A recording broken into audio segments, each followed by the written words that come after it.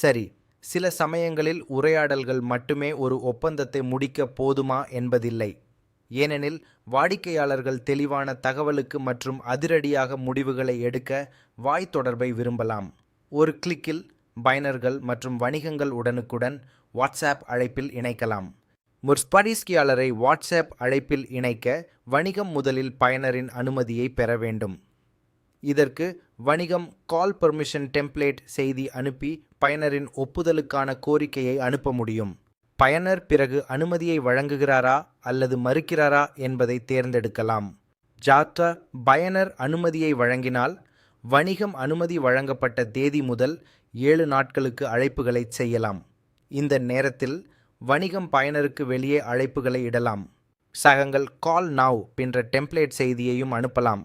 இது பயனர்களுக்கு வணிகத்திற்கு உடனடியாக ஒரு வாய் அழையை இடுவதற்கு அனுமதிக்கும் ஒரு பட்டனை உள்ளடக்கியது. பயனர் ஒரு அழைப்பை தொடங்கும்போது முன்னதாக வழங்கப்படவில்லை என்றால் வணிகத்திற்கு 7 நாள் அழைப்பு கொண்ட அனுமதி தானாகவே வழங்கப்படுகிறது. சட்கம்காரங்கிய அழைப்புகள் ஷிர்குத் 6 மணி நேரத்தில் 5 அழைப்புகளுக்கு மட்டுமே கட்டுப்படுத்தப்பட்டுள்ளது. பயனர் தொடங்கிய அழைப்புகளுக்கு எந்த கட்டுப்பாடும் இல்லை. பயனர்கள் அனுமதி ஜன்னலின் போது வணிகத்தை சுதந்திரமாக அழைக்கலாம். வணிகத்தின்படி வேலை நேரங்கள் அமைக்கப்பட்டிருந்தால் ஜில்மெட்ரிஸ் பயனர் அந்த செயல்பாட்டிற்கு பிறகு ஒன்று அழைக்க முயற்சிக்கின்றானால் அழைப்பு செல்லாது. அந்த சந்தர்ப்பங்களில் பயனருக்கு ரிக்வெஸ்ட் கால் பேக் அல்லது கண்டினியூ வய சாட் என்ற மாற்று வாய்ப்புகள் வழங்கப்படும். பயனர்கள் எந்த நேரத்திலும் செயல்பாட்டிற்குள் வாய்ஸ் கால் பட்டனை கிளிக் செய்து வணிகத்தை நேரடியாக அழைக்கலாம். ஈசி சோஷியல் இல் வணிகங்கள் அழைப்பின்றி நேரங்களை அமைக்க முடியும். அழைப்பு அமைப்புகளை பறவைகளை உருவாக்குவதற்கான வழிமுறைகளை பார்வையிடும் தனியான வீடியோ ஒன்றை நாங்கள் வழங்கியுள்ளோம். இப்போது இது எப்படி செயல்படுகிறது என்பதற்கான விருப்பமான கண்ணோட்டத்தை வழங்குகிறது. அழைப்பு அமைப்புகளை அமைப்பதற்கான முழு வீடியோவை பார்க்க மறக்காதீர்கள். இந்தது ஒரு சுருக்கமான கண்ணோட்டமாகும். மேலும் விவரமான கட்டுப்பாடுகள் மற்றும் வழிகாட்டுதல்களுக்கு இப்போது மீட்டின் அதிகாரப்பூர்வ ஆவணங்களில் உள்ள முக்கிய புள்ளிகளை எடுத்து பார்க்கலாம். மீட்டின் அதிகாரப்பூர்வ ஆவணங்களின்படி நினைவில் வைக்க வேண்டிய கட்டுப்பாடுகள் மற்றும் முக்கிய புள்ளிகள் உள்ளன. தற்காலிக அழைப்புக்கான அனுமதிகள் பயனர் ஒப்புதல் அளித்த நேரத்தில் இருந்து 7 காலண்டர் நாட்கள் 168 மணி நேரங்கள் வழங்கப்படுகின்றன. இந்த நேரம் பயனர் ஒப்புதலின் சரியான நேரத்திலிருந்து ஆரம்பித்தால் நாளுக்கு மொத்தமாக செகுண்ட்கள் எண்ணிக்கை. நிரந்தர அனுமதிகள் காலாவதியாக மாறவில்லை, ஆனால் அதே அழைப்புக்கான கட்டுப்பாடுகள் இன்னும் பொருந்தும்.